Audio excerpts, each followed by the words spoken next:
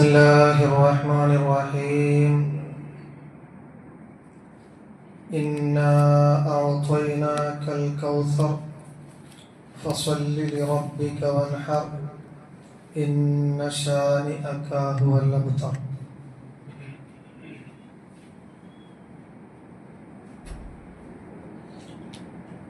الحمد لله رب العالمين والعاقبة للمتقين. اللهم صل على سيدنا محمد وعلى آل سيدنا ومولانا محمد. അസ്സലാമു അലൈക്കും വറഹ്മത്തുള്ളാഹി വബറകാതുഹു. ഏറ്റവും ബഹുമാനമുള്ള സത്യവിശ്വാസികളെ, അല്ലാഹു സുബ്ഹാനഹു വ തആല അവന്റെ കൽപ്പനകൾ അനുസരിച്ച് ജീവിക്കുന്ന നല്ല മുത്തഖീങ്ങളിൽ മുഅ്മിനീങ്ങളിൽ നാം ഏവരും ഉൾപ്പെടുത്തി അനുഗ്രഹിക്കുമാറാവട്ടെ.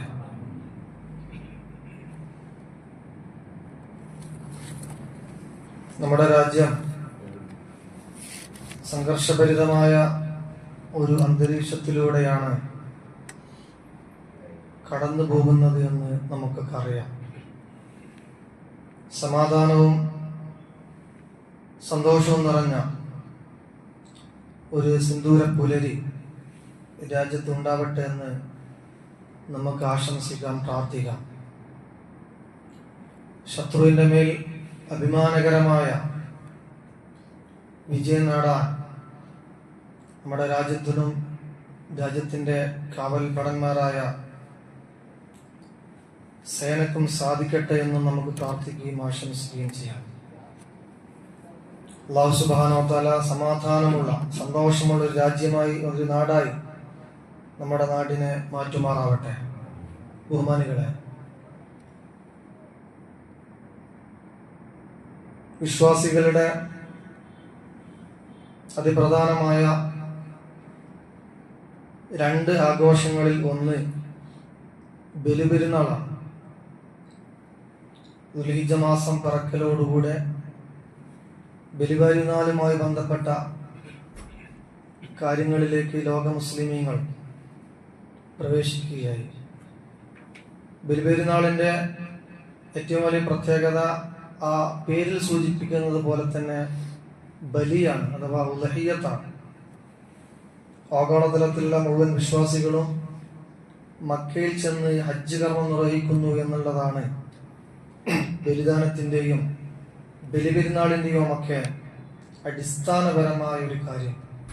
ദീനിന്റെ 5 കാര്യങ്ങളിലെ 5ാമത്തെ കാര്യമായ, ഇസ്ലാമിന്റെ 5 കാര്യങ്ങളിലെ 5ാമത്തെ കാര്യമായ ഹജ്ജ് കർമ്മവുമായി ബന്ധപ്പെട്ടതാണ് നാം നാടുകളിൽ വെച്ച് നടത്തുന്ന വലിയ പെരുന്നാൾ ആഘോഷവും അതുപോലെ ഉദഹിയ്യത്തും. വിശ്വാസി സമൂഹം, ലോകത്തിന്റെ വിവിധ ഭാഗങ്ങളിലുള്ള വിശ്വാസി സമൂഹം അങ്ങനെ സൗദി അറേബ്യയിൽ ചെന്നുകൊണ്ട്, അവിടെ മക്കയിൽ ചെന്നുകൊണ്ട് നിർവഹിക്കുന്ന ഹജ്ജ് കർമ്മവും ഉംറയും അതുമായി ബന്ധപ്പെട്ട ഉദഹിയ്യത്തും മറ്റു മനാസിക്കുകളും ഒക്കെ അല്ലാഹു സുബ്ഹാനഹു വ തആല ആ സുന്ദരമായ മുഹൂർത്തത്തിന് സാക്ഷിയാവാൻ നാം ഏവർക്കും തൗഫീഖ് ചെയ്യുമാറാവട്ടെ.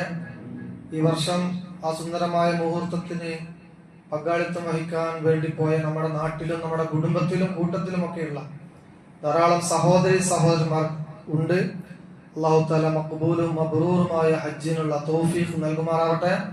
ആരോഗ്യത്തോടുകൂടി എല്ലാ മനാസിക്കുകളും എല്ലാ ഇബാദത്തുകളും ചെയ്ത് ആരോഗ്യത്തോടുകൂടി തിരിച്ചു വന്ന് കുടുംബത്തിലേക്ക്, നാട്ടിലേക്ക് തിരിച്ചു വന്ന് സന്തോഷം പങ്കിടാൻ സർവശക്തനായ അല്ലാഹു തൗഫീഖ് ചെയ്യുമാറാവട്ടെ. മഹാനായ ഖലീലുള്ളാഹി ഇബ്രാഹിം നബി അലൈഹി സ്വലാത്തു വസ്സലാമിന്റെ മാതൃക പിൻപറ്റി വിശ്വാസ സമൂഹം ഹജ്ജിലും വലിയ പെരുന്നാളിലും നിർവഹിക്കുന്ന അതിശ്രേഷ്ഠമായ ഒരു കർമ്മമാണ് ഉദഹിയ്യത്ത്. പരിശുദ്ധ ഖുർആൻ കൊണ്ടും ഹദീസ് കൊണ്ടും സ്ഥിരപ്പെട്ട ഏറ്റവും പുണ്യമായ സദഖ എന്ന് വിശേഷിപ്പിക്കപ്പെട്ട ഒരു ദാനധർമ്മമാണ് ഉദഹിയ്യത്ത്. മറ്റു സുന്നത്തായ സദഖകളെക്കാൾ നാം നിർവഹിക്കുന്ന മറ്റേത് സുന്നത്തായ സദഖകളെക്കാൾ ഏറ്റവും ശ്രേഷ്ഠമായ സദഖ അത് ഉദ്ഹിയ്യത്താണ് എന്നതാണ് പണ്ഡിതന്മാരുടെ അഭിപ്രായം. ഇസ്ലാമിക പണ്ഡിതന്മാർ അങ്ങനെ ഒരു അഭിപ്രായമാണ് ഈ ഖുർആനിന്റെയും ഈ ഹദീസിന്റെയും അടിസ്ഥാനത്തിൽ രേഖപ്പെടുത്തി വെച്ചിരിക്കുന്നത്. മഹാനായ മുഹമ്മദ് മുസ്തഫ സല്ലല്ലാഹു അലൈഹി വസല്ലം തങ്ങൾ പറഞ്ഞ ഒരു ഹദീസ് ഉണ്ട്. മഹദിയായ ആയിഷ റളിയല്ലാഹു അൻഹയാണ് ആ ഹദീസ് നമ്മോട് പറഞ്ഞു തരുന്നത്. അന്ന റസൂലുള്ളാഹി സ്വല്ലല്ലാഹു അലൈഹി വസല്ലം ഖാൽ, നബി സല്ലല്ലാഹു അലൈഹി വസല്ലം പറഞ്ഞിരിക്കുന്നു, മാ അമില ആദമിയ്യും മിൻ അമലി യൗമിൻ നഹർ അഹബ്ബു ഇലല്ലാഹ്. ഒരു പെരുന്നാൾ ദിവസം, വലിയ പെരുന്നാളിന്റെ ദിവസം ഒരു അടിമ ചെയ്യുന്ന ഏറ്റവും പുണ്യമായ കാര്യം, അല്ലാഹുവിന് ഏറ്റവും ഇഷ്ടമുള്ള കാര്യം, മിൻ ഇഹ്റാഖിദ്ദം, ഉദ്ഹിയ്യത്ത് ബലിദാനമാണ്. എന്നിട്ട് നബി സല്ലല്ലാഹു അലൈഹി വസല്ലം തങ്ങൾ പറയുന്നു, ഇന്നഹാ ലതഅതി യൗമൽ ഖിയാമത്തി ബിഖുറൂനിഹാ, നാളെ ഖിയാമത്ത് നാളിൽ ആ ബലിമൃഗം അതിന്റെ കൊമ്പുമായി വരും, വഅശ്ആരിഹാ, അതിന്റെ രോമകൂപങ്ങളുമായി വരും, വഅല്ലാഫിഹാ, അതിന്റെ മജ്ജയും മാംസവുമായി വരും. അഥവാ ആ ബലിമൃഗത്തിന്റെ കൊമ്പും രോമകൂപങ്ങളും മജ്ജയും മാംസവുമൊക്കെ വിശ്വാസിയെ സംബന്ധിച്ചിടത്തോളം ഒരു സാക്ഷ്യമാണ്. മാത്രമല്ല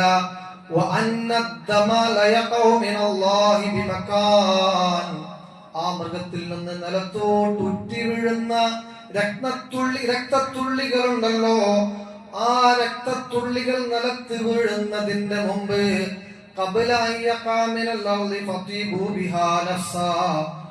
ഈ ഉദ്ഹിയ്യത്ത് ദാനം ചെയ്ത വിശ്വാസിക്ക് അതിന്റെ പ്രതിഫലം സ്ഥിരപ്പെട്ടിരിക്കുന്നു. മുഹമ്മദ് മുസ്തഫ അത്രയും പുണ്യമുള്ള, സഡൻലി പ്രതിഫലം ലഭിക്കുന്ന, നാളെ മഹ്ശറയിൽ സാക്ഷിയായി മാറുന്ന ഒരു പുണ്യമുള്ള ഒരു ദാനമാണ് ഉദ്ഹിയ്യത്ത്. ഇൻഷാ അല്ലാഹ് ഈ വർഷം സാധാരണഗതിയിൽ നമുക്ക് ഉദ്ഹിയ്യത്ത് ചെയ്യുന്നത് പോലെ തന്നെ ചെയ്യേണ്ടതുണ്ട്. അതിന്റെ ഓഹരികൾ ബഹുമാനപ്പെട്ട കമ്മിറ്റി സ്വീകരിച്ചുകൊണ്ടിരിക്കുകയാണ്. ഒരു വ്യക്തിക്ക് 9,500 രൂപയാണ് കണക്കാക്കിയിരിക്കുന്നത്. അതിൽ ശബ്ദം ശ്രവിക്കുന്ന എല്ലാ വിശ്വാസികളും ഭാഗവാക്കാകണം, പങ്കാളികളാകണമെന്ന് ഓർമ്മപ്പെടുത്തുകയാണ്. സാമ്പത്തിക ശേഷിയുള്ള ഒരു വ്യക്തിക്ക് ഓരോ ഉദ്ഹിയ്യത്തും ഓരോ വർഷം ഉദ്ഹിയ്യത്ത് ചെയ്യൽ മുഅക്കദായ സുന്നത്ത് ഉണ്ട് എന്നതാണ് മഹാനായ ഷാഫി ഇമാം റളിയല്ലാഹു അൻഹു, മഹാനായ അബൂ ഹനീഫ ഇമാം റളിയല്ലാഹു അൻഹുവിന്റെ അഭിപ്രായം. അബൂ ഹനീഫ ഇമാമിന്റെ അദ്ദേഹത്തിന്റെ മദ്ഹബിലെ പ്രബലമായ അഭിപ്രായം ഉദ്ഹിയ്യത്ത് നിർബന്ധമാണ് എന്നാണ്.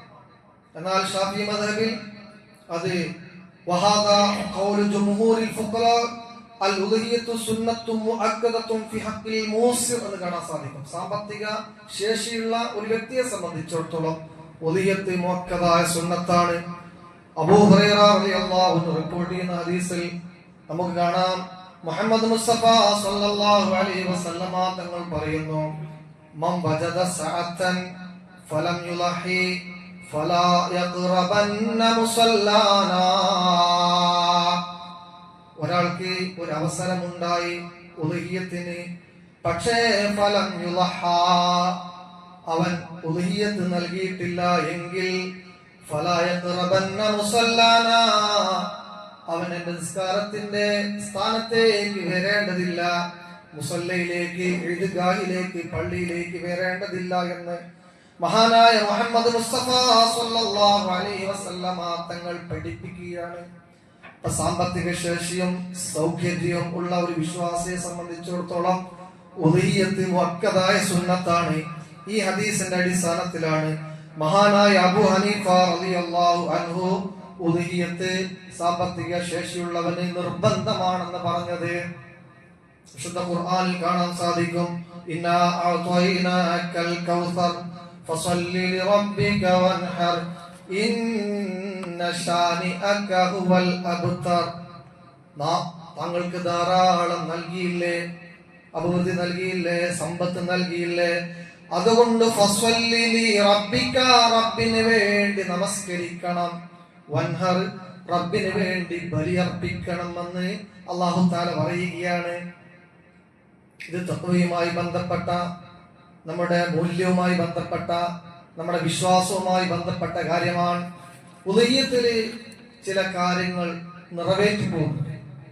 അതിന് ചില പൊരുളുണ്ട്, ചില മൂല്യങ്ങളുണ്ട്.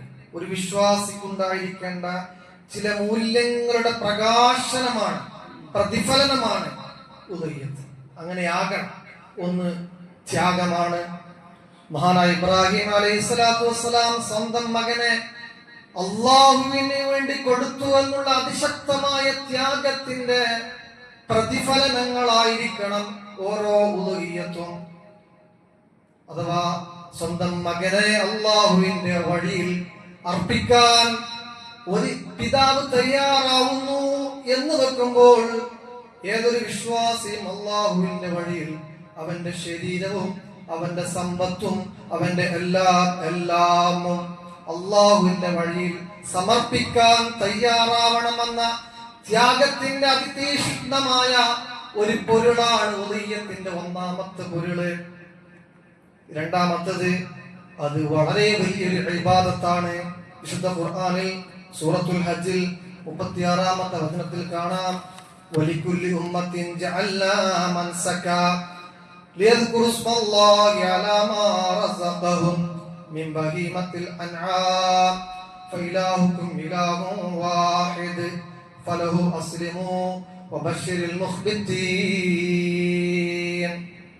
ഓരോ സമൂഹത്തിനും ഓരോ സമുദായത്തിനും ഓരോ ആരാധനാ കർമ്മങ്ങളുണ്ട്. വലികുല്ലി ഉമ്മത്തിൻ ജഅൽനാ മൻസകാ ലിയദ്കുറു ഇസ്മല്ലാഹി അലാ മാ റസഖഹും മിൻ ബഹീമത്തിൽ അൻആം. നിങ്ങൾക്ക് നൽകപ്പെട്ട ആരാധന അല്ലാഹുവിന്റെ മാർഗത്തിൽ ബഹീമത്തുൽ അൻആമിനെ, നാൽക്കാലി മൃഗത്തെ സമർപ്പിക്കലാണ്. അല്ലാഹുവിന്റെ നാമത്തിൽ ഏകദൈവ വിശ്വാസത്തിനെ സാക്ഷാത്കരിക്കാൻ വേണ്ടി ഉന്നതമായ ഒരു പ്രവൃത്തിയായിട്ടാണ് ഉദയ്യത്ത്, ഒരു ആരാധനയായിട്ടാണ് ഉദയ്യത്തിനെ അല്ലാഹു തആല പരിചയപ്പെടുത്തുന്നത്. അല്ലാഹുവിന് കീഴ്പ്പെട്ട് അവന്റെ കൽപ്പന അനുസരിച്ച് അവന്റെ തൃപ്തി മാത്രം ലക്ഷ്യം വെച്ച് മുന്നോട്ട് പോകേണ്ടവരാണ് മുസ്ലിമീങ്ങൾ, മുഅ്മിനീങ്ങൾ. അതിന്റെ ഒരു അടയാളപ്പെടുത്തലാണ് ഉദയ്യത്ത്.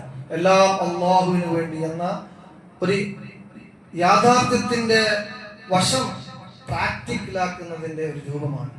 അള്ളാഹുവിന്റെ സൃഷ്ടിയാണ് മനുഷ്യൻ. ഈ മനുഷ്യന് വേണ്ടി അള്ളാഹു തആല സൃഷ്ടിച്ചതാണ് ജീവജാലങ്ങള്. ഈ മൃഗങ്ങൾ എന്ന് പറയുന്നത് ഈ മനുഷ്യന്റെ ഉപജീവന മാർഗങ്ങളാണ്, മനുഷ്യന്റെ ഭക്ഷ്യവസ്തുവാണ്. അള്ളാഹുവിന്റെ നാമത്തിലല്ലാതെ, അള്ളാഹുവിന്റെ പേരിലല്ലാതെ ഒരാൾക്കും ഒരു മൃഗത്തിന്റെ ജീവനം എടുക്കാൻ അർഹതയില്ല. അന്ധവിശ്വാസത്തിന്റെ പേരിൽ പാടില്ല, ദൈവത്തെ പ്രസാദിക്കാൻ പാടില്ല. അതുപോലെ തന്നെ ആൾ ദൈവങ്ങളെ തൃപ്തിപ്പെടുത്താനല്ല മൃഗങ്ങളെ കൊല്ലേണ്ടത്.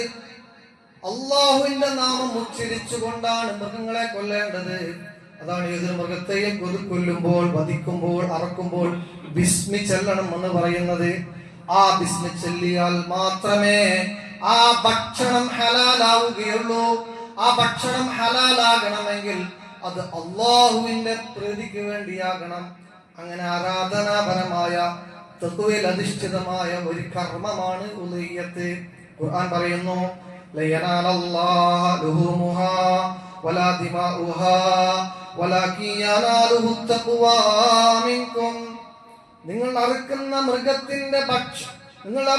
മൃഗത്തിന്റെ ഇറച്ചിയും രക്തവും ലയനാലല്ലാഹു ലുഹൂമുഹാ വലാ ദിമാഉഹാ, അതൊന്നുമല്ല അല്ലാഹുവിലേക്ക് എത്തുന്നത്. വലാകിൻ യനാലുഹു തഖ്വാ മിൻകും, നിങ്ങൾ ഹൃദയത്തിൽ സൂക്ഷിച്ചു വച്ചിരിക്കുന്ന തഖ്വയാണ് അള്ളാഹുവിലേക്ക് എത്തുന്നത് എന്ന് വിശുദ്ധ ഖുർആൻ സ്ഥാപിക്കുകയാണ്. അഥവാ അള്ളാഹുവിന്റെ നിർദ്ദേശമുള്ള, അള്ളാഹുവിന്റെ കൽപ്പനയുള്ള ഉന്നതമായ ഒരു ആരാധനാ കർമ്മമാണ് ഉദയ്യത്ത്. നാം പങ്കാളികളാവുക. ഉളിഹ്യത്ത് മേനിനടിക്കാനുള്ള ഒന്നല്ല, പൊങ്ങച്ചം പറയാനുള്ള ഒന്നുമല്ല. ഉളിഹ്യത്തിന്റെ താല്പര്യം അള്ളാഹുവിന്റെ കൽപ്പനയോടുള്ള ആത്മാർത്ഥതയും അടിയുറച്ച ആദർശ നിഷ്ഠയുമാണ് എന്ന് നാം മനസ്സിലാക്കണം. അള്ളാഹുവിന്റെ പക്കൽ ഏറെ പ്രതിഫലം കിട്ടുന്ന ഒരു പുണ്യകർമ്മമാണ്.